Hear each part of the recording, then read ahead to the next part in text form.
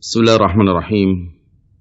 Assalamualaikum warahmatullahi wabarakatuh.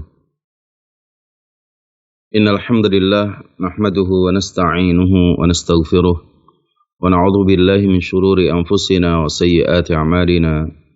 May yahdihillahu fala mudilla lahu wa may yudlil fala hadiya lahu.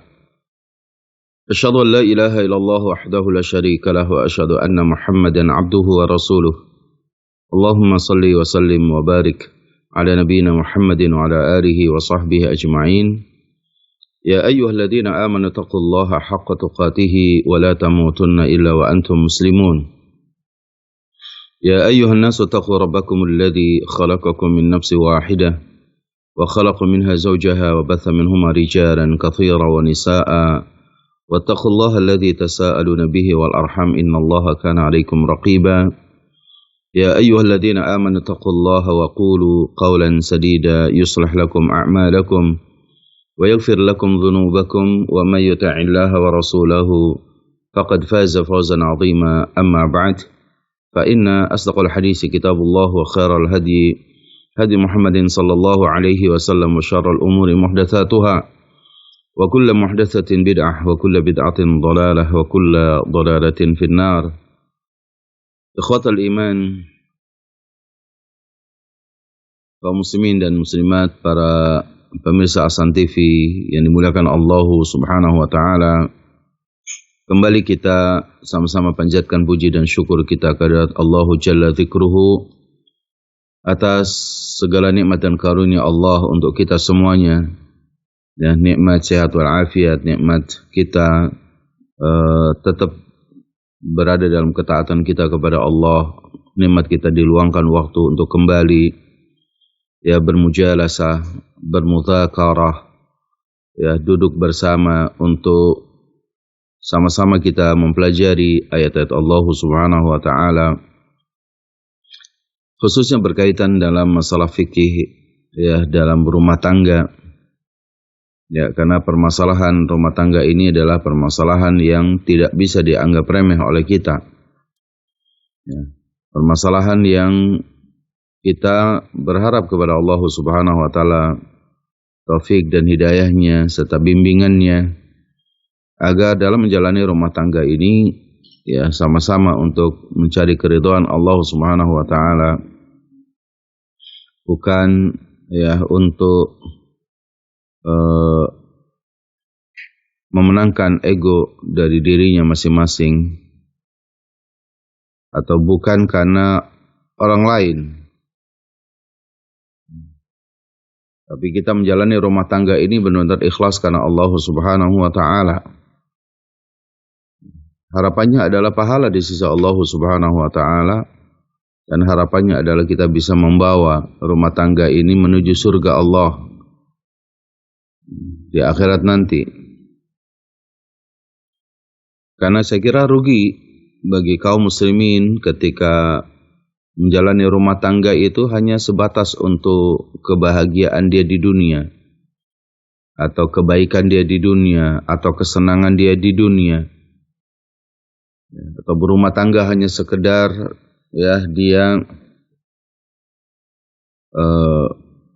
memuaskan keinginan-keinginan dirinya dari dunia ini.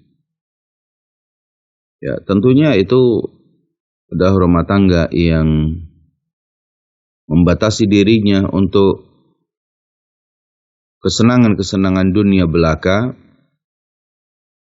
tanpa ada keinginan untuk dia berbahagia di akhirat. Maka ini adalah berumah tangga sebagaimana yang banyak dilakukan oleh orang-orang di luar Islam. Terlebih misalkan berumah tangga dalam aliran komunis misalkan, atau syuyu'iyah. Maka mereka berumah tangga hanya sebatas lingkupnya adalah pagar rumahnya. Tidak ada kepedulian dengan bahwa berumah tangga itu adalah menjaga kehormatan, menjaga kemuliaan, menjaga sesuatu yang harus dilakukan dalam rangka pembelaan terhadap agama Allah Subhanahu wa taala. atau misalkan dalam kehidupan pragmatis, materialistis dunia barat, ya, yang mereka membangun rumah tangga itu pada sesuatu yang bersifat apa? Yang bersifat keduniaan, apa yang terlihat di hadapannya.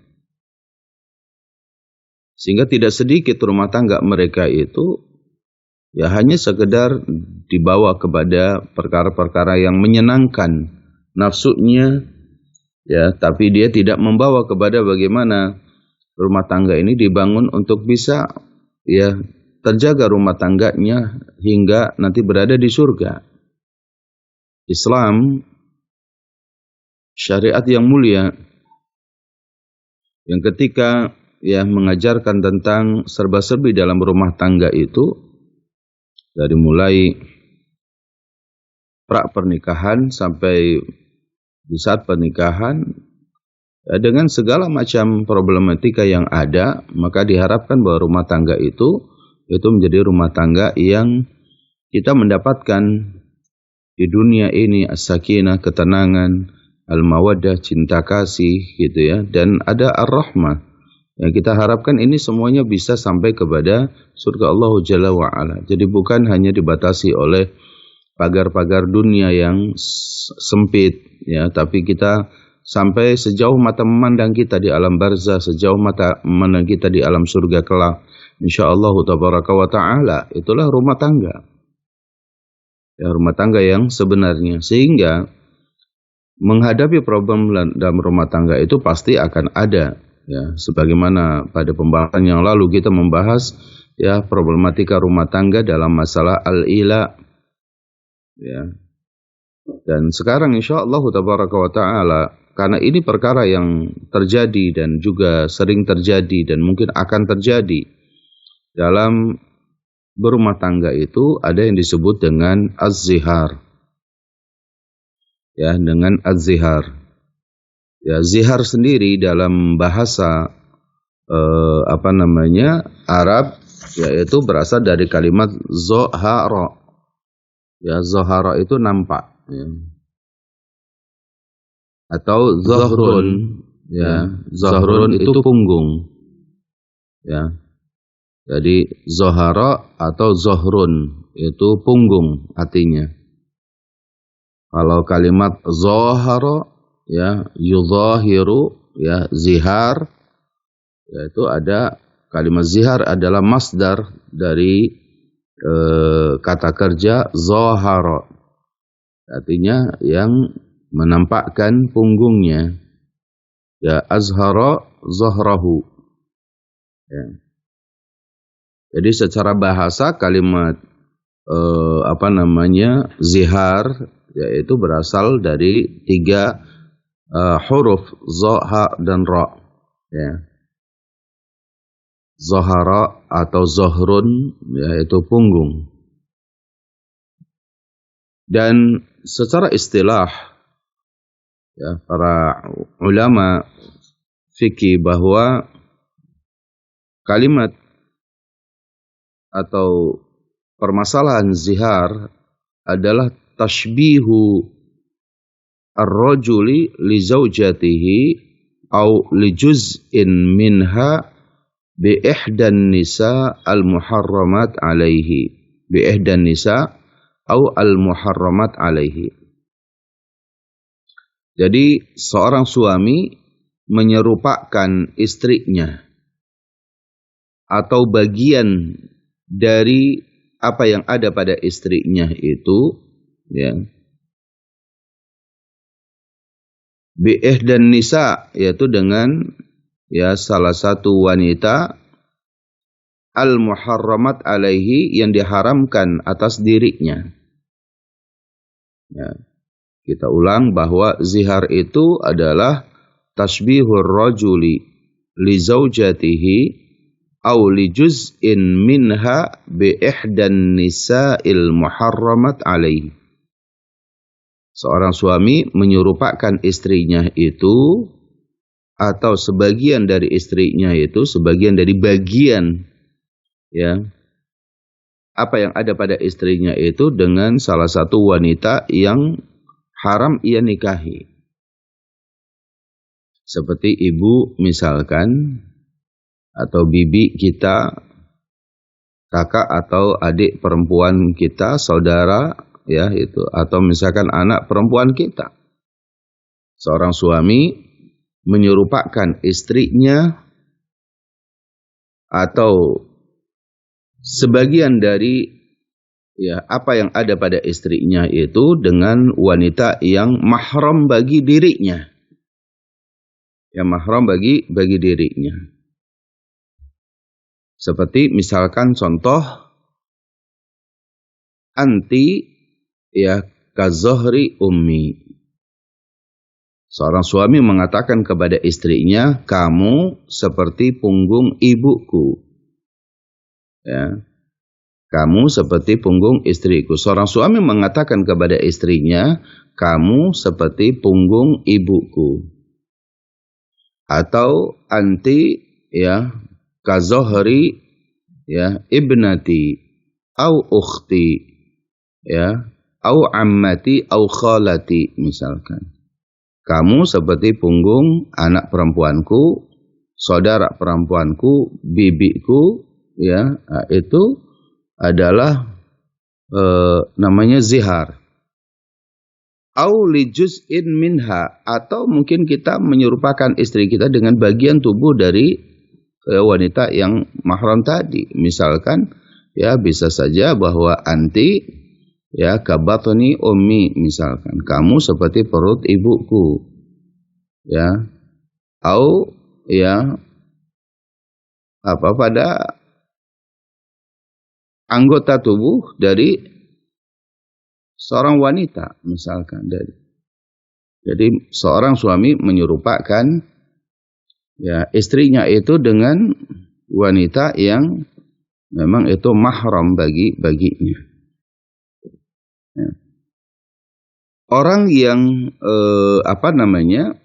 orang yang menyerupakan seorang suami menyerupakan istrinya dengan wanita-wanita yang mahram, yang haram nikah baginya, maka itu namanya zihar. Karena istri itu bukanlah ibu. Istri bukanlah anak perempuan kita. Istri bukan saudara perempuan kita. Istri bukan bibi kita. Tapi istri adalah istri yang kita halal menikah dengannya. Halal menikah dengan dia. Nah, ini dari sisi definisi kita mesti fahami tentang masalah definisi atau arti daripada zihar. Hukum daripada zihar tentunya haram. Ada sesuatu yang diharamkan baik secara Al-Quran ataupun hadis ataupun ijma. Ini hukum zihar, hukum asalnya adalah haram. Bahkan disebut dengan apa? Dengan perkataan yang buruk, qaul zur, perkataan yang dusta, atau mungkar, yaitu perkataan yang mungkar. Bahkan para ulama menyebutnya kabiratun min kaba'iridz dzunub, termasuk salah satu dosa besar dari dosa-dosa besar, itu adalah berzihar. Seorang suami menzihar istrinya. Kalau kita dapati misalkan di dalam Al-Quranul Karim surat Al-Mujadilah ayat 3, surah Al-Mujadilah ayat 3, Allah katakan walladzina yudhahiruna min nisaihim alladzina yudhahiruna min nisaihim minkum min nisaihim ma hunna ummahatihim in ummahatuhum illallai waladnahum. Kalau kita dapati dari surah Al-Mujadilah, orang-orang yang menzihar dari istri mereka, dari istri kalian, alladzina yudhahiruna minkum min nisaihim, orang-orang yang di antara kalian menzihar istrinya, Maka Allah Subhanahu wa taala menjelaskan pada ayat tersebut bahwa istri itu adalah bukan seorang ibu dari kita. Ya. Ya, karena istri itu bukan yang melahirkan kita, istri bukan yang melahirkan suami. In ummahatuhum illallai waladnahum. Tetapi ibu-ibu kalian itulah yang telah melahirkan kalian. Maka bagaimana mungkin kemudian kita sebagai seorang suami menyamakan istri kita dengan ibu kita? Ya, padahal kita tidak dilahirkan dari istri kita. Maka ini qaul zur, kata Allah Subhanahu wa taala. Qaul zur. Nah, berkaitan dengan poin-poin ini, ya, para pendengar Hasan TV yang dimuliakan Allah Subhanahu wa taala, ya, ini tidak boleh terjadi bagi seorang suami atau dalam menjalani rumah tangga itu menyamakan istrinya yang halal baginya kemudian menjadi haram. Karena perkataan kita mulai hari ini kamu seperti punggung ibuku sendiri. Dengan maksud apa di situ? Ya, dengan maksud bahwa yang namanya kita menyamakan istri kita dengan ibu kita, berarti apa? Yang paling nampak dari kita itu adalah apa? Kita tidak akan menggauli istri kita, karena sebagaimana haramnya kita menggauli ibu kita ataupun saudara perempuan kita, ya, atau bibi kita, gitu. Nah, berarti perkara yang halal untuk kita yaitu istri kita diharamkan oleh kita dengan kalimat zihar tadi. Itulah keharaman yang cukup besar bagi seorang muslim.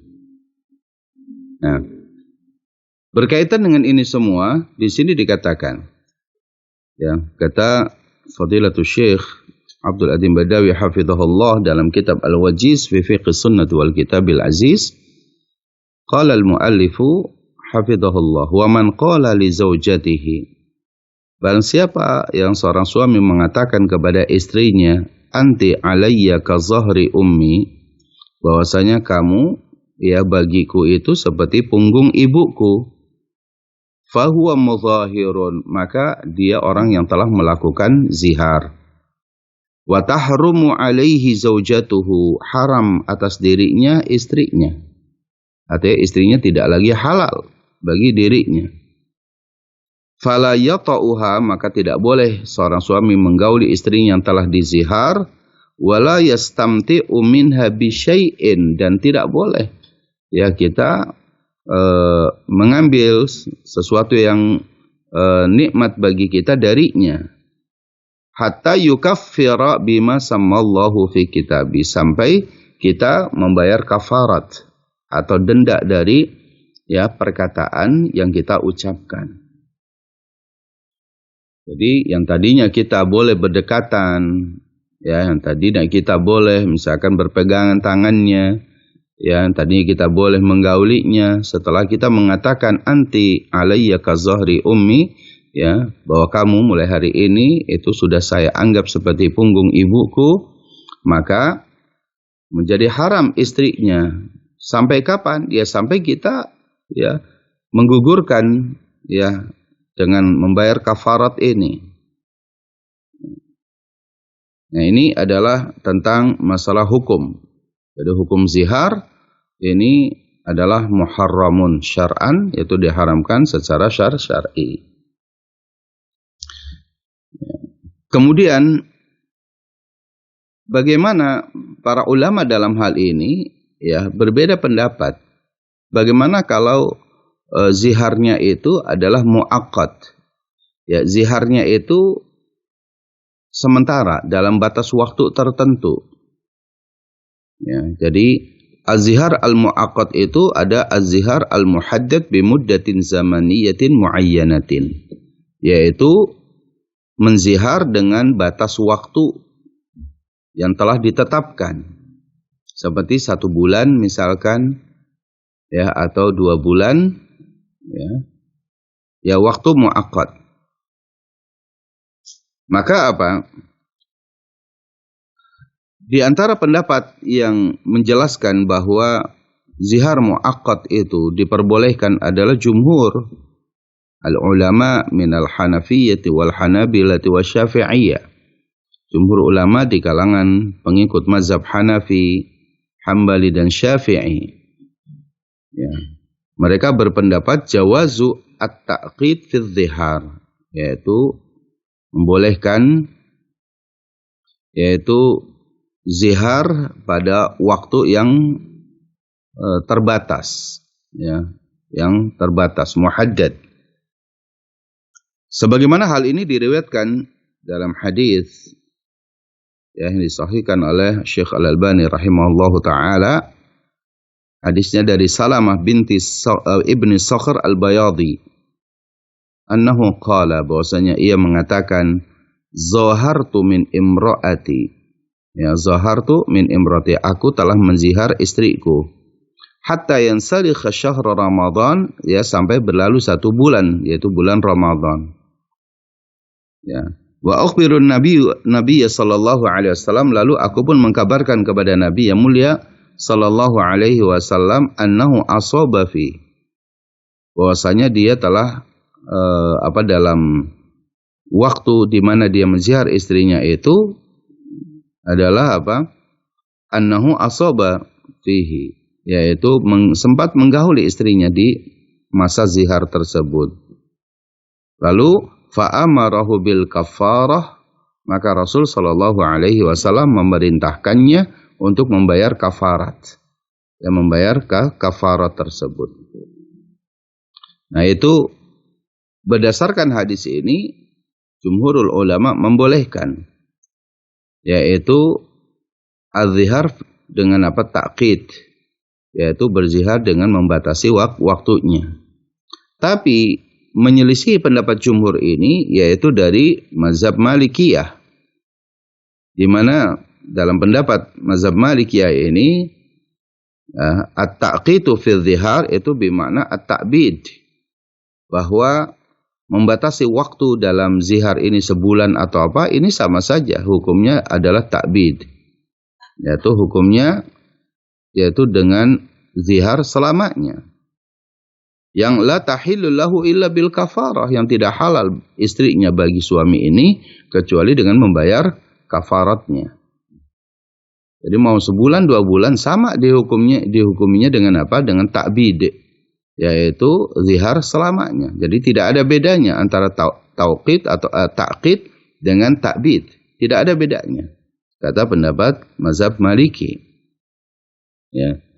Nah, dari sinilah baik yang ta'qid maupun ta'bid, ya, di sini kita mendapati bahwa tetap harus ada kafarat jika ingin menghalalkan kembali istrinya untuk dirinya, yaitu harus ada kafarat, baik yang ta'qid ataupun ta'bid.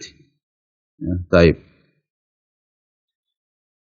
Kemudian di sini bahwa zihar ini ada rukun-rukunnya atau ada syarat-syaratnya.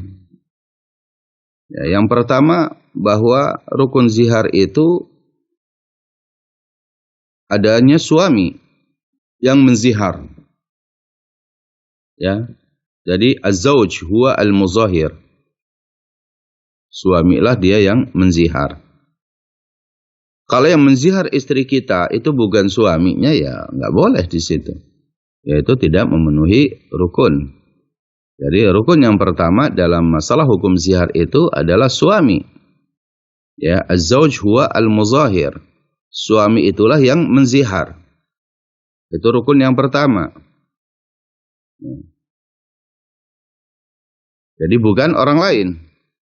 Atau misalkan ya bukan saudaranya atau bukan anaknya atau bukan apalagi tetangga. Ya. Jadi yang menzihar istri kita itu adalah kita sebagai suaminya. Nah, bagi seorang suami yang menzihar istrinya juga syaratnya adalah apa? Pertama, aqil. Dia dalam keadaan ya berakal. Tidak dalam keadaan gangguan pada akalnya. Baligh. Dia sudah baligh. Ya karena ada juga orang ya pernikahan di usia sebelum balik, mungkin ada pernah terjadi di masyarakat ya. Yang masih anak-anak sudah dijodohkan, ya dihukumi mereka sudah menikah. Nah, ini padahal belum balik misalkan. Kemudian mukhtaran, ya. Mukhtaran yaitu adalah apa? Dia dalam keadaan tidak terpaksa. Dia dalam keadaan sadar dan tidak terpaksa untuk mengucapkan suami ini sadar. Ya, tidak dalam paksaan orang lain. Jadi dia berakal, dia balik dan dia mukhtar. Ya, dia dalam keadaan tidak dalam keadaan terpaksa. Ya, tidak dipaksa. Nah, ini rukun yang pertama. Rukun yang kedua, yang menerima zihar itu adalah istrinya, az-zaujah. Ya, az-zaujah. Begitu juga az-zaujah, ya, memiliki syarat sebagaimana syarat sebagai al-muzahir tadi seorang suami, ya, aqilah balighah. Ya, istri kita itu berakal, dia baligh. Ya, artinya istri kita tidak dalam keadaan ada gangguan. Dan dia baligh. Serta apa ghairal aznabiyah anhu, bukan wanita asing di hadapan suaminya. Bukan wanita asing di hadapan suaminya, memang betul-betul dia istrinya.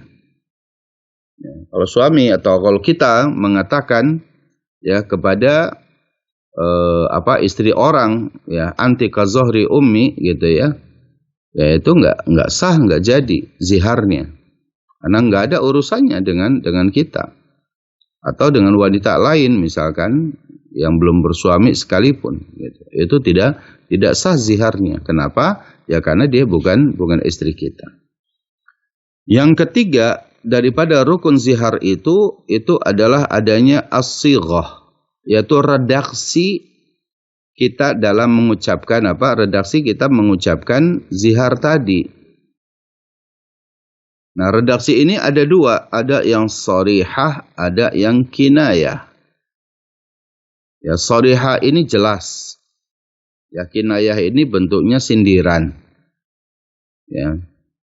Yang sharihah ya sighahnya itu atau redaksinya jelas. Ya, anti kazohri ummi, anti alayya kazohri ummi. Ya, bahwa kamu bagiku itu adalah apa? Ya, seperti punggung ibuku misalkan. Ini kalimat yang jelas. Atau ya kabatni ummi atau kasadri ummi ya, atau ya, yang terkait misalnya kabadani ummi misalkan. Ya, seperti itu. Itu sharihah. Jadi redaksinya itu jelas. Ya, adapun misalnya yang kinayah dalam bentuk sindiran itu ya misalkan seperti ya disikap misalkan kamu seperti sikap ibu saya misalnya. Sikap kamu seperti ibu saya, senyum kamu seperti senyum ibu saya, masakan kamu seperti masakan ibu saya misalkan. Nah, ini kinayah maksudnya adalah apa? Kalau kinayah, kalau sharihah ini udah jelas itu jatuh kepada zihar. Tapi kalau kinayah kata-katanya ini tidak jelas, tidak sharih, menggunakan sindiran, maka perlu ditanyakan hati dari suami ini. Niatnya apa? Mengatakan bahwa senyum kamu sebagai istri itu seperti senyum ibuku. Ya. Apa maksudnya? Apakah maksudnya zihar?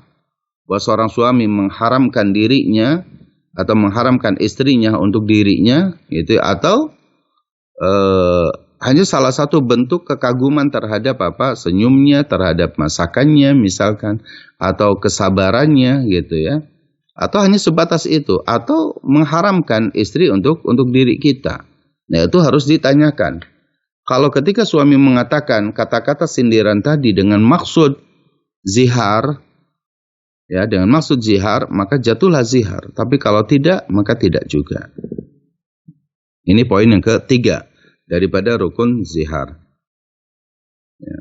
Kemudian ada wanita yang diserupakan. Ya, ada wanita yang diserupakan. Ada al-musyabbah bihi. seperti ibu atau bibi misalkan ya, atau saudara perempuan ya, baik itu karena nasab atau karena besanan gitu ya, kan ini perkara yang muharramat ya, muharramat fin nasab karena nasab, muharramat al-musaharah yaitu karena besanan atau apa ya, karena sebab pernikahan, atau ar-radha'ah karena susuan. Jadi kita menyerupakan istri kita dengan wanita-wanita yang muharramat, yang haram dinikahi oleh kita. Jadi ada 4 syarat di sini, ada 4 rukun yang kalau 4-nya ada dipenuhi maka jatuhlah kepada apa? Hukum zihar. Ada hukum zihar. Nah, kemudian di sini dikatakan ya, apa pengaruhnya hukum zihar ini? Ya, apa pengaruh dari hukum zihar? Kalau seorang suami sudah menzihar istrinya ini, apa pengaruhnya? Ya, dalam rumah tangga ini, dalam menjalani rumah tangga ini, ya ada beberapa poin. Yang pertama ini adalah tahrimul wat'i qabla al-kafarah. Yang pertama, yaitu haram hukumnya ya menggauli istri kita ya sebelum terjadinya kafarat, sebelum dibayar kafaratnya, hukumnya haram. Yang tadinya halal menjadi haram hukumnya karena sebab perkataan ini ya. Itu yang pertama, tahrimul wat'i. Bahkan yang kedua adalah apa? Tahrim istimta'iz zaujah au syai'in minaz zaujah, yaitu menikmati sesuatu dari istri. Ya, mungkin berdekatan, ya, mungkin istri tidak mau didekati, ya, atau berjabat tangan, misalkan, atau ya kita ya, menikmati sesuatu dari istri kita, misalkan, sekedar pelukan atau ciuman, misalkan dengan istri kita yang tadinya halal itu menjadi haram, nggak boleh. Tahrim al-istimta' biha. Itu yang kedua. Yang ketiga itu adalah apa? Ya, adaul kafarah. Kalau dia ingin menghalalkan lagi dirinya untuk istrinya, maka apa? Adaul kafarah. Wajib menunaikan kafarat bagi dirinya. Ya. Dan yang keempat, seorang istri, ya, seorang istri di situ wajib menolak. Ya, untuk apa? Untuk hubungan suami istri sebelum terjadinya kafarat. Ya, sebelum terjadinya kafarat. Itu wajib menolak dia.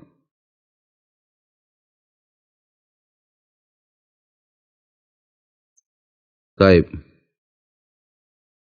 Dan di sini kita dapati misalkan dalam hadis ya, yang berkaitan dengan seorang suami yang telah menziar istrinya, ya, an Khuwailah binti Malik ibni Sa'labah qalat, ya, ia bercerita, zahara minni zawji, telah menzihar aku suamiku Aus ibnu As-Samit. Ya, suamiku bernama Aus ibnu Samit telah menzihar aku. Fajitu Rasulullah sallallahu alaihi wasallam ashku ilaihi. Aku mendatangi Rasul sallallahu alaihi wasallam mengadukan perihal zihar suamiku ini. Wa Rasulullah sallallahu alaihi wasallam yujadiluni fihi. Dan Rasul sallallahu alaihi wasallam pada saat itu ya mendebat aku. Artinya apa? Rasul yang benar saja bahwa dia suamimu itu menzihar kamu.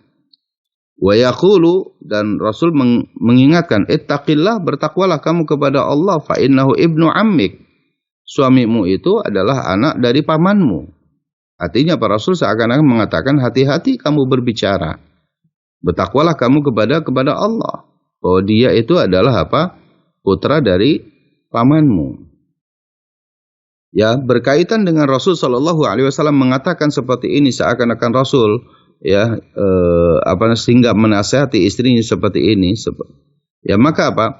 Fama barihtu, maka aku tidak bisa tidur pada malam itu, hatta nazzalal Qur'anu, ya, hingga turunlah Al-Quran, surah Al-Mujadilah ayat 1, ayat 2 gitu ya, ayat 3. Ini tentang menjelaskan masalah zihar. qad sami'allahu qaulal lati tujadiluka fi zawjiha wa tashtaki ila Allah wallahu yasma'u tahawurakuma innallaha sami'un alim. Ya, artinya sungguh Allah telah mendengar perkataan seorang wanita yang telah mendebatmu wahai Muhammad tentang perihal zihar suaminya, yang telah mengadukan tentang perihal suaminya yang telah menziar istrinya. Wallahu yasma'u tahawurakuma, dan Allah mendengar hiwar percakapan antara kamu dengan wanita tersebut. Wallahu yasma'u tahawurakuma innallaha sami'un alim. Sesungguhnya Allah Maha mendengar lagi Maha mengetahui. Kemudian ayat yang keduanya menjelaskan alladzina yudhahiruna minkum min nisaihim, yaitu orang-orang yang menzihar istri mereka. Minkum min nisaihim ma hunna ummahatuhum, istri itu bukan ibu-ibu mereka. Ya, istri itu bukan ibunya suami. In ummahatuhum illallai waladnahum, sesungguhnya ibu kalian itulah yang telah melahirkan kalian. In ummahatuhum illallai waladnahum wa innahum la yaquluna munkaram minal qawli waz-zura. Ya, di sini dikatakan bahwa itu perkataan itu adalah perkataan yang mungkar, termasuk kalimat zur. Ya. Nah, ini yang tidak diperbolehkan. Jadi dijelaskan kalau memang kita ingin istri kita menjadi halal lagi bagi kita, maka ayat yang ketiganya dijelaskan. Walladzina yudhahiruna min nisaihim, dan orang-orang yang menzihar istri mereka, summa ya'uduna lima qalu, kemudian mereka ingin menarik kembali apa yang telah dia ucapkan, maka apa? Fatahriru raqabatin min qabli ayyatamassa. Ya, maka apa? Hendaklah ia membebaskan budak sebelum mereka bercampur. Ya. Jadi di sini ada kafarah, membayar kafaratnya itu yang pertama dengan apa? Fatahriru raqabatin min qabli ayyatamassa. Yaitu mereka membebaskan budak, itu hukum yang pertama. Kafaratnya itu adalah dengan membebaskan budak sebelum mereka bercampur. Jadi tidak boleh bercampur sebelum mereka sebelum mereka membayar kafaratnya yang pertama. Dzalikum tu'adzuna bihi ya wallahu bima ta'maluna khabir. Artinya demikian itu ketetapan dan hukum dari Allah Jalla wa Ala. Dan Allah Maha mengetahui terhadap apa yang kalian lakukan. Lalu kemudian pada ayat yang keempatnya, ya, apabila kita tidak mampu membebaskan budak atau tidak sulit, kita belum bisa membebaskan budak, Allah katakan, "Faman lam yajid fasiyamu syahraini mutatabi'aini min qabli ayyatamassa."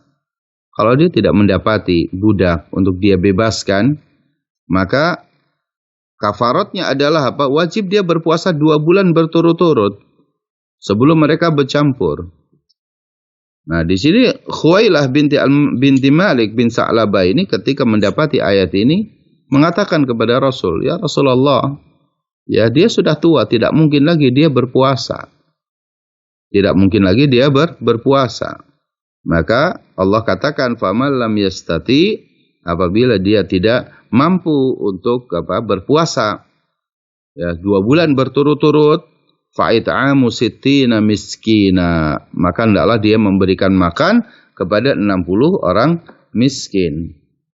Itu pun ya kata Khuwailah binti Malik ini menjelaskan kepada istrinya bahwa dia orang yang miskin, tidak punya sesuatu untuk bisa membayar atau memberikan makan kepada 60 orang miskin. Yang pada akhirnya dalam riwayat itu diperintahkan untuk apa? Ya, untuk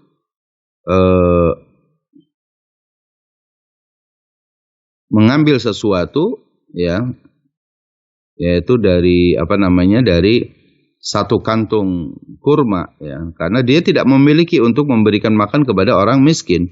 Dikatakan kata Khuwailah ini, ma'indahum min syai'in yatasaddaqu bihi, tidak ada sesuatu yang dia bisa bersedekah dengan 60 orang miskin tadi. Ya, maka kemudian apa? Didatangkan kepadanya pada saat itu satu kantung, yaitu dalam bentuk apa? Kurma. Qultu ya Rasulullah, kata Huwailah ini mengatakan, ya Rasulullah, fa inni u'inuhu bi araqin akhar. Aku bantu suamiku ini, yaitu dengan apa? Dengan satu kantung dari kurma ini. Jadi akhirnya apa? Suaminya punya satu kantung kurma dan istrinya mungkin juga punya satu kantung kurma biar mencukupi untuk 60 orang miskin tersebut. Ya, atau misalkan di sini hanya istrinya yang membayarkan justru pada akhirnya. Istrinya yang membayarkan. Maka kata Nabi kita mulia sallallahu alaihi wasallam, qala ahsanti, qad ahsanti, sungguh engkau telah berbuat ihsan. Sungguh engkau telah berbuat baik. Idhabi fa'at'imi biha anhu sittina miskina. Pergilah kamu dan berikan 60 orang miskin ini dengan kurma yang kamu miliki ini. Warji'i ila ibni ammik. Lalu kembalilah kamu kepada ya anak pamanmu itu, yaitu kepada suaminya. Nah, di sini ikhwatal iman, para pemirsa Ahsan TV yang dimuliakan Allah Subhanahu wa taala. Ya. Ini adalah bayar kafarat. Kapan waktu untuk membayar kafaratnya itu kapan? Ya, pembahasan terakhir kita di sini adalah masalah waktul kafarah. Kapan ya untuk pembayaran kafarat ini? Nah, pembayaran kafarat ini berkaitan erat dengan keinginannya untuk kembali. Ya, al-audah. Ya, karena tadi di dalam ayat ya itu dikatakan walladzina yudhahiruna min nisa'im summa ya'uduna lima qalu. Ada kalimat summa ya'uduna lima qalu. Kemudian mereka ingin kembali dari apa yang ia ucapkan. Artinya ingin apa? Ingin kembali menjadi halal istrinya itu bagi suaminya. Itu yang paling nampak. Karena kalimat ingin kembali itu ya artinya bisa ingin kembali nanti kita akan iradatul wat'i, yaitu dia ingin untuk bisa berhubungan suami istri lagi, atau memang dia al-audah di sini itu dia harus apa? Dia harus al-wat'u itu sendiri, yaitu menggauli istrinya itu sendiri, itu namanya al-audah. Jadi waktu kafarat ini adalah berkaitan erat dengan masalah ada keinginan untuk kembali atau memang sudah kembali. Karena seperti dalam hadis itu ya itu ada yang dia asoba fi, yaitu dia menggauli istrinya sebelum membayar kafarat. Ya, ada yang seperti itu. Berarti ada keinginan untuk kembali. Sebagaimana misalkan talak misalkan gitu ya. Talak itu kembalinya dari talak raj'i ya, talak 1 dan talak 2 itu kalau misalkan apa tiba-tiba ketemu lalu kemudian hubungan suami istri itu langsung itu jatuhlah pada raj'i, yaitu rujuk. Ya. Meskipun tidak ada perkataan apa-apa, tapi itulah jatuh pada rujuk. Ya. Nah, begitu juga misalkan pada di sini masalah al-audah di sini, kembalinya seorang suami kepada istrinya yang telah dizihar, itu adalah apa? Dengan bil wat'i, yaitu bil jima, yaitu dengan hubungan suami istri. Nah, bayar kafarat itu la tajibu qabla al-audah, ya tidak wajib sebelum dia kembali, atau ketika tidak ada keinginan untuk kembali, ya maka tidak wajib dia membayar kafarat tadi. Ya. Kapan dia terakhir bayar kafaratnya itu? Ya, waktu untuk bayar kafarat itu pertama dengan intihaul muddah, yaitu waktu yang telah ditetapkan dalam zihar muaqqad tadi, ya zihar sementara itu ketika sudah habis, maka habis juga masa kafaratnya tersebut. Ya, atau yang kedua, kafarat ini selesai gitu ya, waktu pembayaran kafarat ini memang ketika benar-benar dia sudah bayar kafaratnya, maka itu sudah selesai. Atau yang ketiga, yaitu dengan meninggalnya salah satu dari keduanya.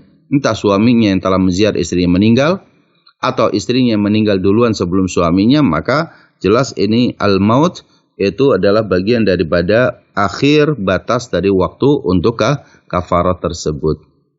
Nah, ikhwatal iman a'azzani Allahu wa iyyakum ajma'in, para pemirsa Hasan TV yang dimuliakan Allah Subhanahu wa taala. Ya, ini adalah serba-serbi kita dalam sebuah berumah tangga, dan itu sesuatu yang pastinya biasa terjadi atau sering terjadi dalam masalah rumah tangga. Ya, semoga hal ini bisa difahami oleh kita ya, tentang masalah zihar yang hukum asalnya adalah diharamkan oleh Allah Jalla wa Ala, karena dia telah mengharamkan sesuatu yang halal bagi dirinya, bagi suaminya, dan ini yang hendaknya harus diperhatikan oleh kita ya, agar rumah tangga kita tetap berada dalam rumah tangga yang sakinah, mawaddah, dan juga rahmah, meskipun rumah tangga ini tidak akan pernah lepas dari yang namanya ujian, cobaan, ya, benturan-benturan kesana kemari dan yang lainnya. Dan ketika kita ikhlas menjalankan agama ini untuk Allah Jalla wa Ala, maka insyaallah tabaraka wa taala dia akan ditolong, dibantu, dan juga dibela oleh Allah Subhanahu wa taala. Ya, demikian yang bisa saya sampaikan kepada para pemirsa Hasan TV yang dimuliakan Allah di kesempatan pagi hari ini. Semoga yang singkat ini memberikan manfaat untuk saya dan juga untuk para pemirsa sekalian. Hadanallahu wa iyyakum ajma'in. Wa sallallahu ala nabiyyina Muhammadin wa akhiru da'wana anil hamdulillahi rabbil alamin. Tafadhal. Nah, Ustaz, barakallahu fiik wa jazakallahu khairan atas nasihat yang telah disampaikan dari penjelasan di pagi hari ini seputar tentang hukum zihar. Mudah-mudahan kita bisa mengambil faedah apa yang disampaikan oleh Ustaz. Baik para pemirsa Hasan TV dimanapun Anda berada, tibalah saatnya kami memberikan kesempatan bagi Anda untuk bisa bergabung dalam segmen soal jawab. Bagi Anda yang ingin bertanya, kami persilakan di nomor 081190079112. Atau Anda juga bisa bertanya melalui layanan pesan singkat di nomor 0811907913. Baik, alhamdulillah, sambil kita menunggu penelpon dari pemirsa, sudah ada beberapa pertanyaan yang masuk. Kita akan bacakan dari pertanyaan melalui pesan singkat, Ustaz. Yang pertama, Ustaz, dari seorang muslimah. Beliau bertanya, Assalamualaikum warahmatullahi wabarakatuh. Ustaz, mohon nasihat dan penjelasan. Apakah zihar hanya sebatas penyamaan dengan punggung ibu suami, ataukah termasuk juga anggota tubuh yang lain? Dan bagaimana apabila penyamaan atas sifat tersebut, Ustaz? Mohon nasihat dari Ustaz. Jazakumullah khairan. Nah, jika kita tadi mendengarkan dari awal, barangkali saudara kita ya ini tidak mendengarkan dari awal kajian ya. Padahal kita sudah jelaskan bahwa kalimat zihar itu berasal dari kalimat zahara atau zahrun, itu punggung. Tapi kemudian tadi kita sudah sampaikan bahwa para ulama menetapkan hal itu bukan hanya kepada punggung saja, misalnya seperti batn tadi, yaitu perut. Anti kabatni anti alayya kabatni ummi, misalkan. Kamu bagiku seperti perut ibuku, atau seperti kasadri ummi, seperti dada ibuku misalkan, atau anggota tubuh saja, karoksi seperti kepala, ya, kalfakhat seperti paha dari ibuku, kaliyat seperti tangan dari ini, semua dari anggota tubuh dari wanita yang dia mahram bagi kita misalkan. Jadi bukan hanya punggung saja, tapi dari bagian-bagian tubuh. Maka tadi definisi yang sudah kita sampaikan, tasbihur rajul li zaujati aw li juz'in minha. Ya, bi'ih dan nisa al-muharramat alaihi. Yaitu seorang suami menyerupakan istrinya atau bagian tubuh daripada istrinya itu dengan salah satu wanita yang muharramat atau wanita yang haram baginya. Ya, jadi bagian tubuh daripada istrinya seperti zahrun, ya, atau misalkan wajhun, wajah, ya, atau misalkan perut, atau paha, atau kaki, atau tangan, dan lain-lainnya. Ya, demikian. Khairan, Ustaz, atas nasihatnya. Mudah-mudahan bisa dipahami oleh pemirsa yang bertanya tadi. Baik, kita berikan kesempatan berikutnya, penanya dari pesan singkat, Ustaz, yang terkait dengan sebutan terhadap seorang istri atau suami. Assalamualaikum warahmatullahi wabarakatuh. Ustadz mohon nasihat.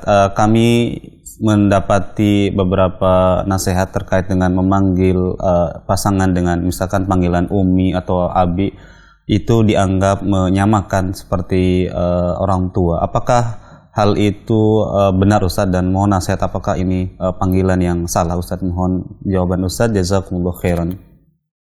Baik. Iya. Ada beberapa hal yang terkait dalam masalah ini sebenarnya, seperti misalnya kita banyak dikenal di masyarakat itu, misalkan seorang suami manggil istrinya adalah Ummi gitu ya, ibu gitu ya. Semestinya dengan di situ dengan disebutkan nama anaknya, gitu ya, dengan nama anaknya. Misalkan apa, dia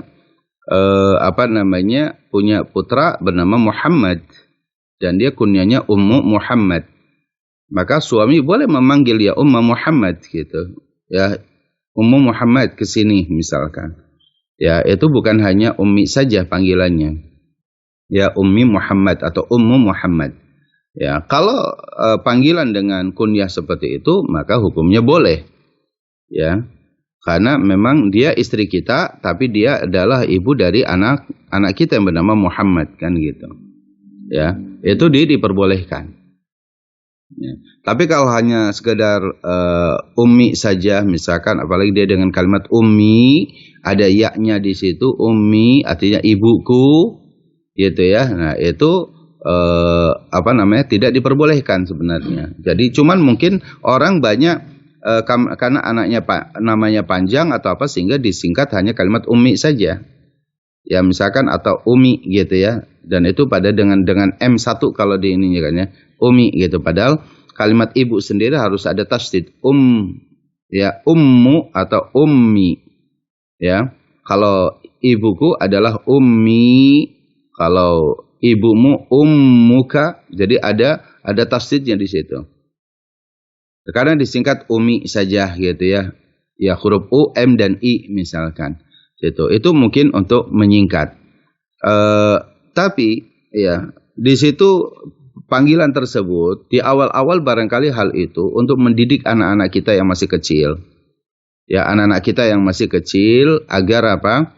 Ya, agar mungkin anak-anak kita itu memanggil ibunya dengan sebutan Umi gitu ya. Sehingga kita pun suami kadang manggil dengan Umi. Tapi itu kalau misalkan anak itu sudah besar dan dia sudah istri kita sudah punya kunyah, yaitu dengan ummu dari anak kita, maka itulah yang dipanggil ya, dengan nama anaknya ya, dengan kunyah dari anak tersebut disebutkan, disantumkan Ummu Muhammad ya, Ummu Fadl, Ummu ya Hisham, Ummu Urwah, Ummu ini dan yang lain-lain. Ya, itu bukan hanya Umi saja gitu. Itu poin yang pertama. Yang kedua, justru sering terjadi misalkan nama istri kita itu dipanggil dengan nama suami gitu. Dalam perumahan misalkan sering dikenal nama asli istrinya justru jarang dikenal. Ya, misalkan nama suaminya itu Muhammad, sebenarnya nama istrinya ya, misalkan nama istrinya Fatimah ya, tapi tidak disebutkan ya Ibu Fatimah misalnya, tapi yaitu Ibu Muhammad. Jadi yang justru disebutkan di belakang panggilan ibu atau itu adalah nama suaminya, padahal dia adalah istrinya. Suaminya namanya Muhammad, dia namanya Fatimah, istri ini. Tapi kemudian dipanggil di komplek perumahan atau di masyarakatnya itu Ibu Muhammad. Ya, mesti Ibu Fatimah kan gitu, tapi Ibu Muhammad. Atau disebutkan nama dianya Ibu Fatimah Muhammad. Ibu Fatimah Muhammad misalkan. Nah, mungkin kalau disebutkan Ibu Fatimah kemudian Muhammad di sini, kalau Muhammad ini hanya penguat saja karena ada beberapa kesamaan nama Ibu Fatimah itu, ada yang suaminya nama Muhammad, ada yang namanya Ahmad kan gitu ya. Itu penguat. Tapi kalau hanya ibu panggilan lalu kemudian disandarkan kepada nama suaminya, maka ini tidak diperbolehkan. Ya, karena suami tentunya bukanlah ibu dari suami itu atau istri ini bukan ibu dari suami kita. Ya, wallahu taala a'lam. Nah, Ustaz, jazakallahu khairan atas jawabannya. Mudah-mudahan bisa dipahami oleh penanya. Kita bacakan pertanyaan berikutnya, Ustaz, dari seorang muslimah di Bekasi. Ada 2 pertanyaan yang disampaikan. Assalamualaikum warahmatullahi wabarakatuh. Ustaz, bagaimana seorang istri yang mencarikan istri untuk suaminya yang ingin berpoligami, kemudian setelah seorang istri mendapatkan akhwat untuk suaminya dan kemudian si suaminya menikahi istri tersebut, kemudian si suami tidak sanggup berumah tangga karena si istri cemburu, Ustaz, lalu ingin memisahkannya. Mohon nasihat, apakah saya bersalah tentang hal ini? Jazakumullah khairan. Baik, bahwa ya boleh-boleh saja bahwa seorang istri mencarikan untuk suaminya madunya gitu ya, artinya dorahnya gitu ya, atau pasangan lagi untuk istri kedua, untuk suaminya atau istri ketiga atau yang berikutnya. Hukumnya diperbolehkan hal itu ya, artinya jika memang hal itu dilihat pantas dan dilihat itu sekufu, cocok misalkan, dan semuanya saling melihat dan itu ridho gitu ya dengan apa yang ada, hal itu boleh hukumnya ya, boleh hukumnya. Lalu kemudian setelah menjalin rumah tangga ya, ternyata bahwa ada hal-hal dalam rumah tangga itu yang tidak dikenali sebelumnya. Ya, misalkan karena dalam hukum Islam tentunya tidak boleh kita pacaran, ya tidak boleh kita berlarut-larut dalam ta'aruf yang sebagaimana orang banyak lakukan, ya, bahwa kita tahu tentang atau misalkan istri kita baru tahu tentang wanita ini bagaimana sikapnya, bagaimana perilakunya, bagaimana akhlaknya, bagaimana agamanya, ya, dan lain-lainnya. Dan sambil jalan kemudian suami berusaha untuk mendidiknya dengan didikan yang baik, ya, mengajarkan agamanya, mengajarkan keteladanan kepadanya gitu ya, menafkahinya ya, kemudian bersikap lembut kepadanya ya, dan lain-lainnya. Tapi kemudian ternyata ya bahwa istri ini ya dia tidak mau dinasihatin, tidak mau dibimbing, tidak mau diberikan pendidikan, ya dia memusuhi istri-istri suami yang lainnya misalkan, ya, maka ya itu ada sesuatu yang memang dia sendiri yang membuat keadaan demikian misalkan. Ya dia tidak mau untuk kalau ada keinginan untuk dia tetap berada pada bagian daripada keluarga tersebut, maka hal itu saling tanazul dalam masalah ego. Ya, tanazulul al-ananiyah, ya, yaitu saling menurunkan egonya.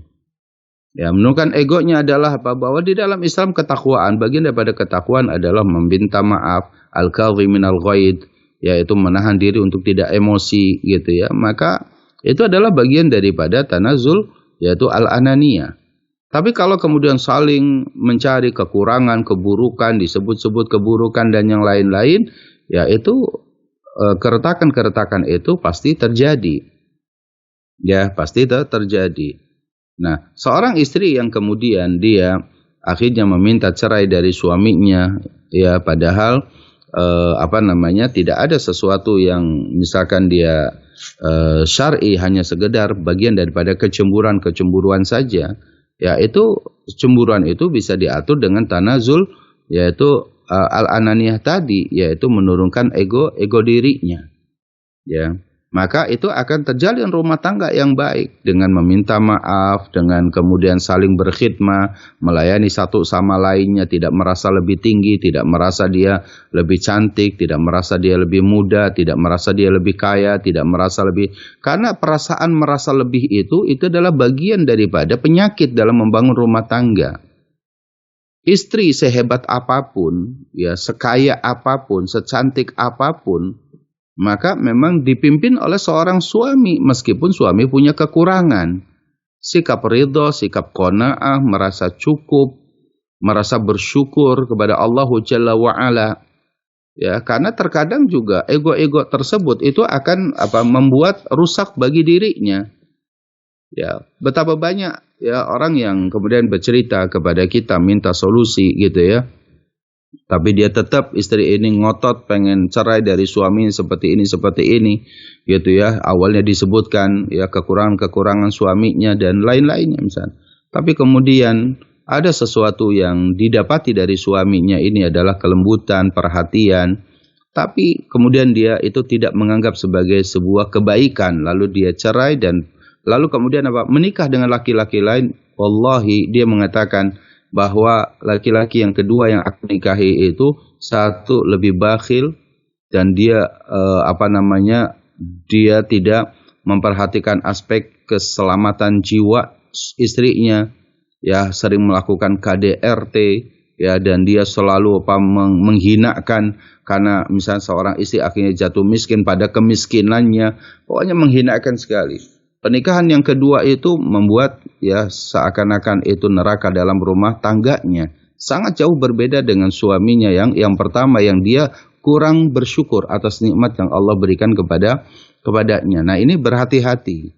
Ya, para istri itu kadang juga harus berhati-hati. Kadang-kadang ketika emosi dalam rumah tangga itu lalu memuncak emosi tersebut karena kecemburuannya membabi buta misalkan, tidak mau menurunkan ego-ego dalam dalam rumah tangga tersebut, ya kecemburuannya tidak teratur gitu sehingga melahirkan kebencian dan yang lainnya. Ini yang syaitan masuk pada perkara tersebut, sehingga ini harus diwaspadai oleh kita. Kita ikhlas. Bagaimana cara menurunkan ego dalam kecemburuan itu? Menikah harus ikhlas karena Allah Jalla wa'ala, karena ingin li'ila'i kalimatillah, untuk menegakkan kalimat Allah. Ya, menikah itu adalah untuk membangun rumah tangga agar dia punya keturunan, agar kelak Allah Subhanahu wa taala dan Rasulnya bangga kepada kita sebagai umatnya. Ya, agar kita bisa terbimbing hingga ke surganya. Itu kan tujuan-tujuan pernikahan. Maka di awal tadi dalam kajian kita pagi hari ini kita katakan bahwa pernikahan itu bukan hanya untuk perkara di dunia. Kita seorang muslim itu menikah hanya bukan pada batas pagar-pagar dunia, tapi kita sampai ada memasuki pagar alam akhirat itu sendiri, atau sebelum alam akhirat itu alam barzakh. Ya, di antara di alam kubur kita juga sering ada upaya begitu, mencintai istri kita yang sudah berada di dalam kuburnya dengan terus mendoakan, bersedekah atas namanya dan yang lain-lain. Ya kan? Sebagaimana Rasul sallallahu alaihi wasallam mencintai Khadijah ya al-Kubra sebagai istri beliau. Beliau mencintainya di dunia, beliau mencintai juga ketika Khadijah sudah wafat.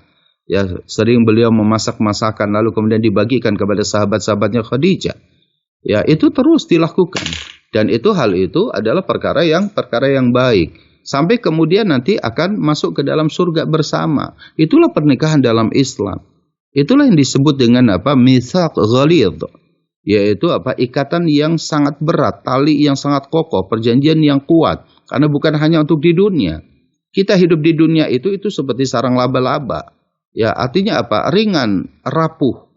Ya kan? Itu mudah hilang sebagaimana hilangnya dunia ini. Tapi pernikahan untuk akhirat itu pernikahan yang abadi. Maka itu yang sering para wanita, kenapa bab talak itu tidak dipegang oleh kaum wanita? Ya, bab talak itu tidak dipegang oleh wanita. Kesempatan talak itu ada pada laki-laki. Wanita itu hanya khulu, satu kali gitu. Kenapa? Karena memang sering ketika ego-ego itu muncul, itu dia lupa akan kebaikan-kebaikan suaminya. Ya, lupa akan perhatian suami, lupa akan lupa akan kelembutan suami, lupa akan kebaikan-kebaikan apa saja diberikan suami. Yakfurnal ashir, kata Rasul sallallahu alaihi wasallam. Wanita ini sering kufur kepada suaminya. Nikmat Allah berikan suami ini sering kufur. Ya. Nah, ini yang harus diingatkan oleh kita. Jadi permasalahan mencarikan itu boleh-boleh saja hal itu gitu ya.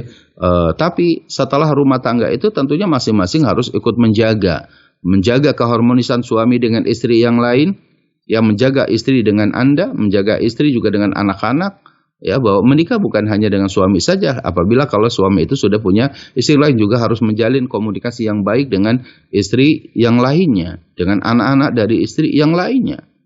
Ya, apalagi misalkan kita di usianya yang tidak lagi usianya bukan usia yang mungkin usia lebih muda daripada istri kita yang lain.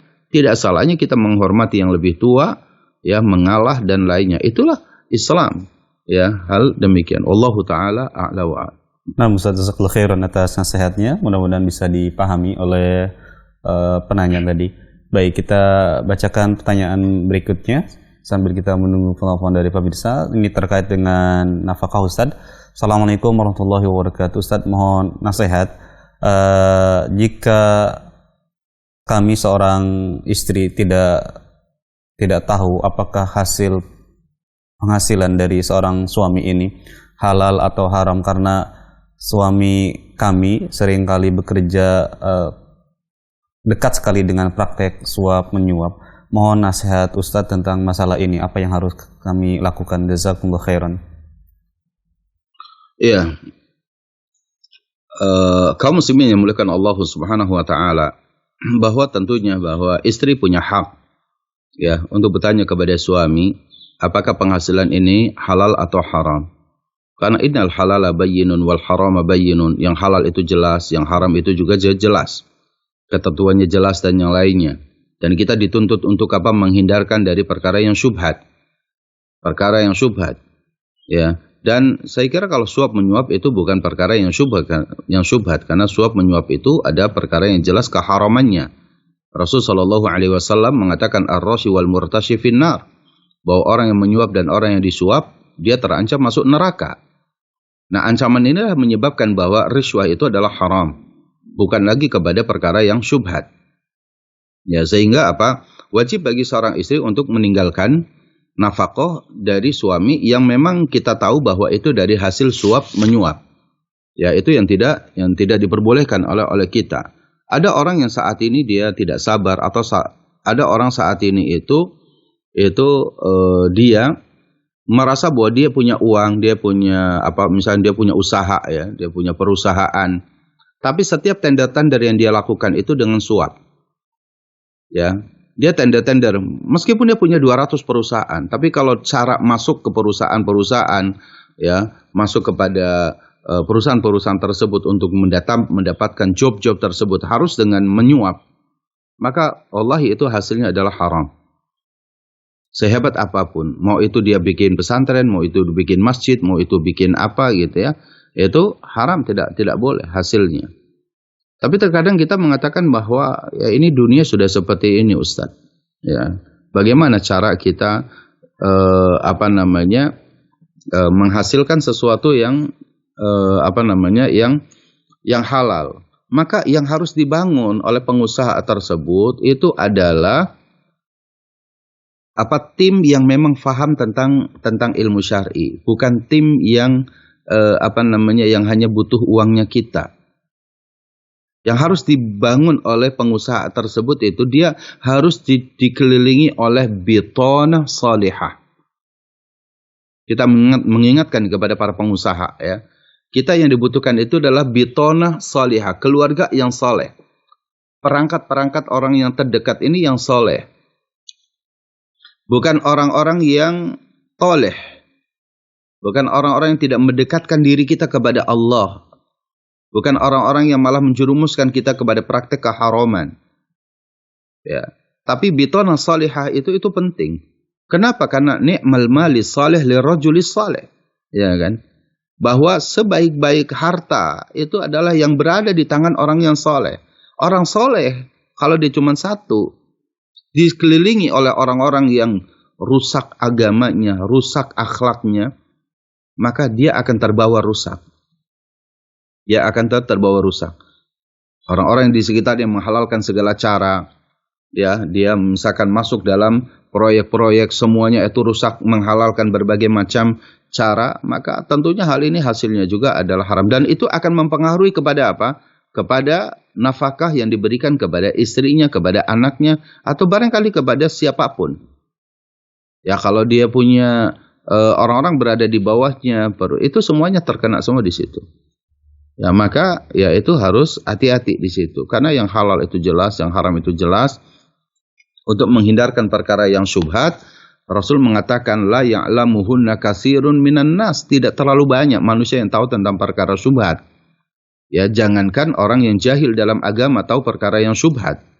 Gitu ya. Terkadang para asatid, para duat aja tidak faham, maka pengusaha itu harus dikelilingi oleh orang-orang yang saleh. Ya, yang mendukung terus kepada agama, yang mendukung terus kepada ketaatan. Bukan dari hasilnya saja, tapi cara mendapatkannya. Cara mendapatkannya juga ada sesuatu yang halal. Ya, ini yang harus dilakukan oleh kita. Nah, kalau misalkan seorang istri diberikan nafkah dari hasil yang tidak jelas hasilnya, maka usahakan dia untuk menolaknya dan juga mencari mana yang lebih halal. Ya, Allahu taala a'lam. Ustaz, jazakallahu khairan atas jawabannya. Kita berikan kesempatan berikutnya, sudah ada telepon yang masuk di pagi hari ini. Kami persilahkan. Halo. Ya, Assalamualaikum. Assalamualaikum. Silakan Ibu. Mau tanya Ustadz, saya kan seorang istri, suami saya sudah wafat. Bagaimana caranya, apa yang harus saya lakukan agar saya bisa berkumpul kembali dengan suami saya di akhirat nanti? Karena apakah kalau misalnya menikah lagi, apakah itu terhalang ketemu di surga nanti atau bagaimana, Ustaz? Baik, cukup Ibu tanyaannya? Karena saya ingin bersama-sama di akhirat nanti. Baik. Baik, terima kasih Ibu atas pertanyaannya. Mohon disimak jawaban dari Ustaz. Fadhal Ustaz. Baik, nah, iya. Seorang istri yang ditinggal wafat oleh suaminya, maka pertama ya dia bersabar atas takdir yang telah Allah tetapkan dalam kehidupan kita ini. Dan sesungguhnya apa yang ibu inginkan itu yaitu satu hal yang ma'ruf, itu perkara yang ma'ruf ya, perkara yang baik. Ya, jika memang bahwa usia kita misalkan ya usia kita itu sekiranya kita dengan menikah lagi, maka kemudian kita akan akan malah jauh dari agama misalkan gitu ya, maka ya tidak menikah lagi itu adalah sebuah pilihan ya. Tapi jika kemudian kita masih di usia yang muda gitu ya, masih di usia yang muda, lalu kalau kemudian kita tidak menikah, fitnah akan banyak terjadi pada kita. Lalu kemudian ada keinginan-keinginan pada diri kita juga untuk untuk menikah lagi, ada keinginan untuk menikah, menjaga kehormatan diri kita, maka tentunya yang lebih wajib adalah menikah lagi. Ya, kalau memang usia kita yang masih relatif muda misalkan. Ya, maka dan itu itu masyru' disyariatkan juga gitu, bahwa sangat bergantung usia kita, misalkan apakah usia kita itu sudah cukup tidak menikah lagi gitu, dan tetap kita bisa membangun rasa cinta kita kepada agama, kepada Allah, kepada Rasul dan yang lainnya, maka itu menjadi sebuah pilihan. Tapi kalau usia kita masih muda dan masih ada keinginan dalam kita tidak nikah lagi, kita untuk menikah lagi, dan kalau tidak menikah di usia muda kita ini, maka kehormatan diri kita itu akan pertama itu akan tidak terjaga di situ, itu satu. Yang kedua, bayang-bayang kita untuk niyahah, meratapi kematian itu akan terus ada misalkan gitu ya, maka ya boleh baginya untuk bukan boleh saja, barangkali yang lebih baik adalah menikah baginya. Nah, kalau kemudian apakah di akhirat nanti itu dia tidak bisa berjumpa? Ada riwayat ataupun ada pendapat di kalangan para ulama bahwa apakah seorang wanita yang ditinggal wafat suaminya, ya apakah nanti di akhirat bisa ketemu dengan suaminya yang pertama atau dengan suami yang kedua? Ya, sebagian para ulama berpendapat boleh bagi wanita itu untuk memilih nanti di akhiratnya salah satu dari suaminya yang pernah menikahinya. Apakah suami yang pertama yang wafat atau suami yang kedua? Itu diperbolehkan untuk ya memilih, ya, tapi tidak dengan dua-duanya. Ya, dia harus memilih nanti di akhirat. Mungkin dia hatinya wanita ini atau istri ini condong kepada apa? Condong yang pertama, maka dia akan memilih. Dia akan memilih suaminya yang pertama, meskipun dia sudah menikah dengan yang kedua atau menikah dengan yang ketiga gitu ya. Dia ketika kecenderungan bahagianya, misalkan dia lebih kepada suami yang pertama, maka itu akan lebih baik. Itu pun catatan jika suami yang pertamanya berada di surga misalkan, gitu kan. Nah itu seperti itu. Nah artinya dalam hal ini itu adalah kita memiliki adanya pertimbangan itu ada pada diri seorang wanita tersebut.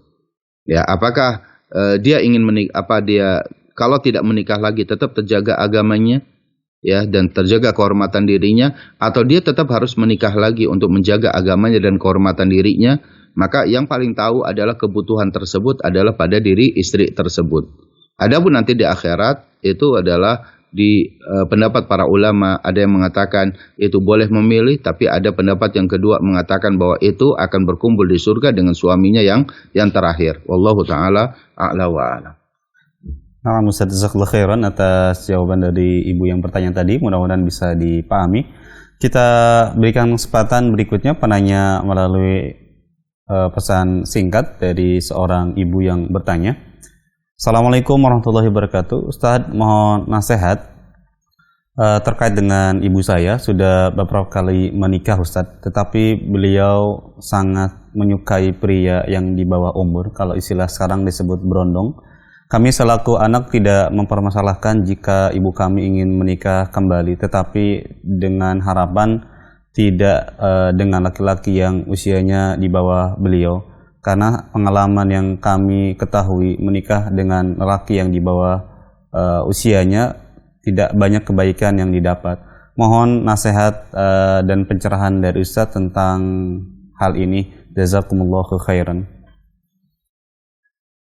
Nah, bahwa pertama bagi ibu ini itu harus terus banyak belajar tentang din, belajar tentang agama, ya, bahwa itu poin yang pertama, ya, bahwa menikah itu harus tetap dijaga gitu ya.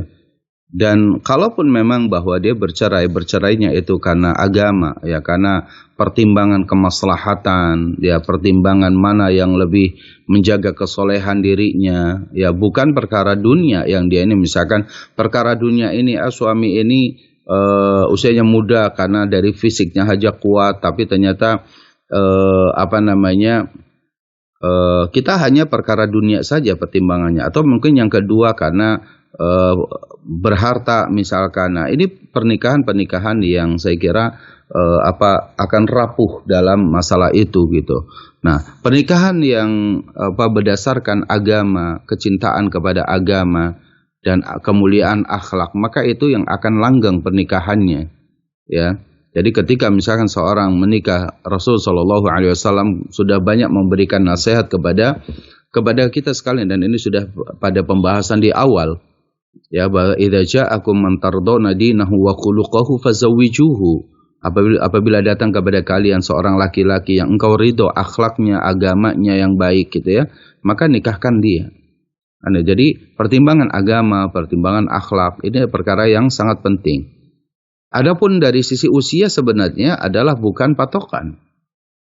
Karena ada orang yang usianya dia lebih muda, ya, usianya muda, tapi mungkin dia beragama, dia berakhlak dengan baik, dia bertanggung jawab, ya, maka itu juga banyak, ya. Tapi kalau misalkan dia banyak juga orang yang menikah dengan usia yang lebih tua, tapi dia tidak beragama dengan baik, tidak berakhlak, ya. Nah, ini permasalahannya itu adalah bukan permasalahan di usia.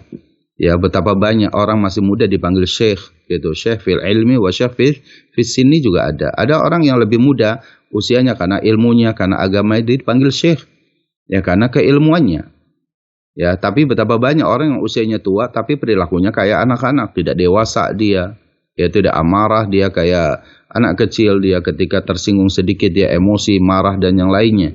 Jadi permasalahan muda dengan permasalahan tua ini adalah bukan permasalahan yang berkaitan baik atau tidak. Nah, kebaikan itu ada pada agama, kebaikan itu ada pada akhlak, ya, sehingga kita ingatkan kepada ibu saja, mengingatkan bahwa coba pilihlah yang agamanya lebih baik, yang akhlaknya lebih baik, perhatiannya lebih baik, kesolehannya bisa lebih baik, bukan hanya sekedar mudanya saja.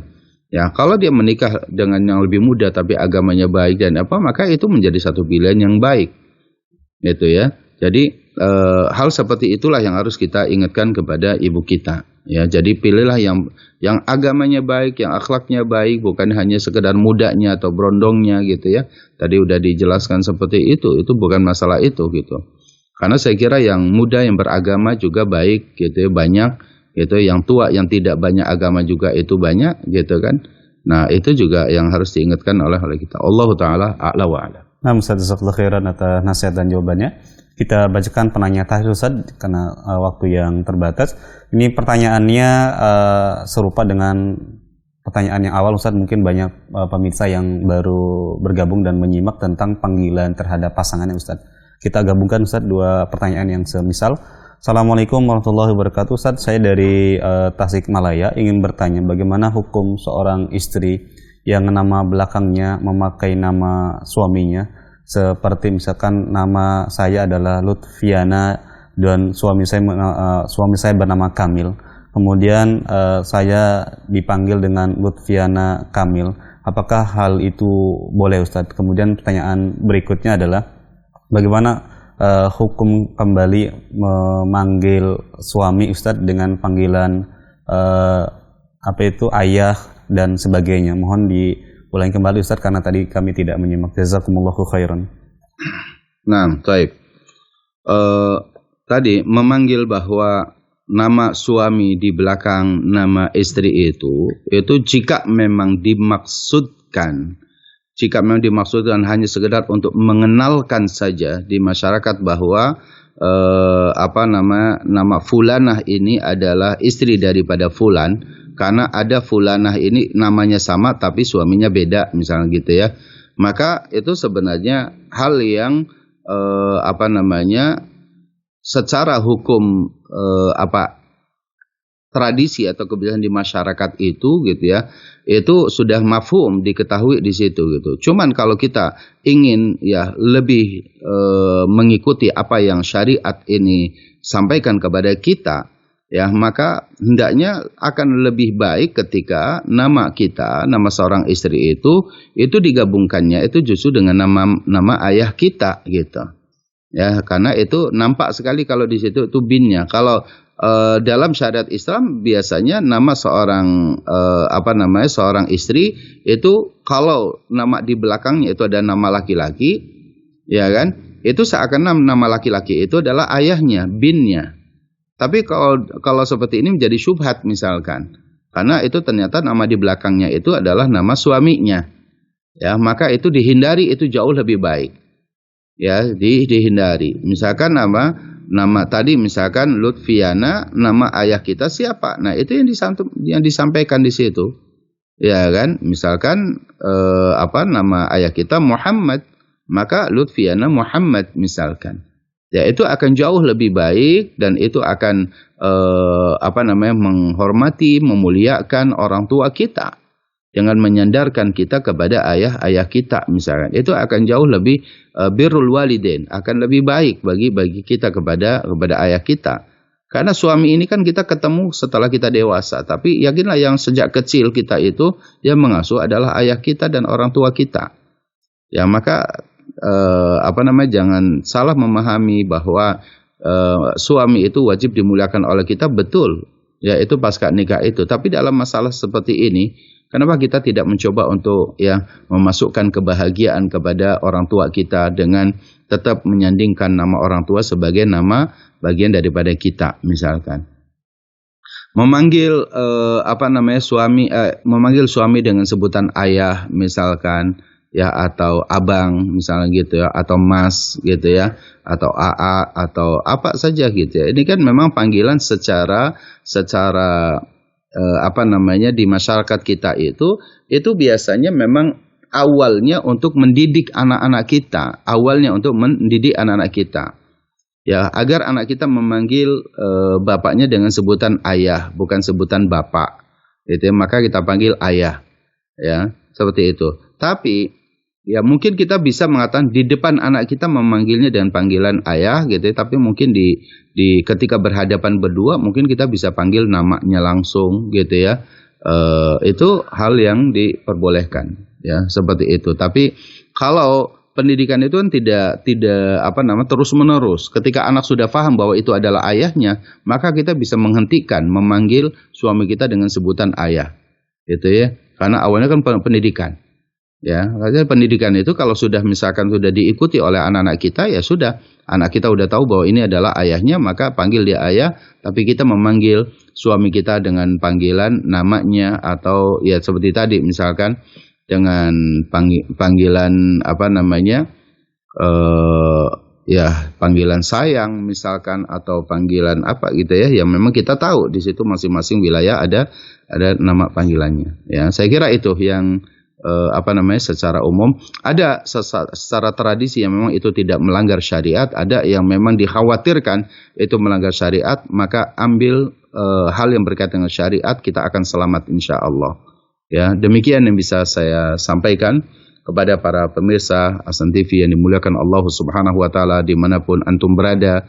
Ya, semoga kita berdoa dan berharap kepada Allah berikan keberkahan pada hidup kita, pada umur kita, kepada harta kita, kepada anak-anak kita, kepada ilmu kita, dan semoga Allah Subhanahu wa taala istiqomahkan kita di atas Al-Qur'an dan di atas sunnah Nabi kita yang mulia sallallahu alaihi wa alihi wasallam. Kembali insyaallah di Selasa akan datang berkaitan dengan serba-serbi pernikahan berikutnya, dan semoga kita terus bisa menjalankan apa yang dituntunkan oleh syariat yang mulia ini. Hadanallah wa iyyakum ajma'in. Wa sallallahu ala nabiyyina Muhammadin wa akhiru da'wana alhamdulillahi rabbil alamin. Wassalamualaikum warahmatullahi wabarakatuh. Waalaikumsalam warahmatullahi wabarakatuh. Kami ucapkan barakallahu fiik wa jazakumullahu khairan atas nasihat-nasihat yang telah disampaikan oleh Ustadz, dan kami ucapkan juga jazakumullahu khairan kepada seluruh pemirsa Hasan TV yang telah menyimak tayangan kajian di pagi hari ini dan juga telah bergabung dalam segmen soal jawab. Sampaikan permohonan maaf kami karena ada beberapa pertanyaan yang dilayangkan ke tim redaksi kami, tetapi tidak semua kami bacakan karena memang waktu yang terbatas. Maka izinkan kami mohon maaf jika ada kekurangan dalam program kajian di pagi hari ini. Mohon undur diri. Kita tutup kajian ini dengan doa kafaratul majlis. Subhanakallahumma wa bihamdika asyhadu an la ilaha illa anta astaghfiruka wa atubu ilaik. Assalamualaikum warahmatullahi wabarakatuh.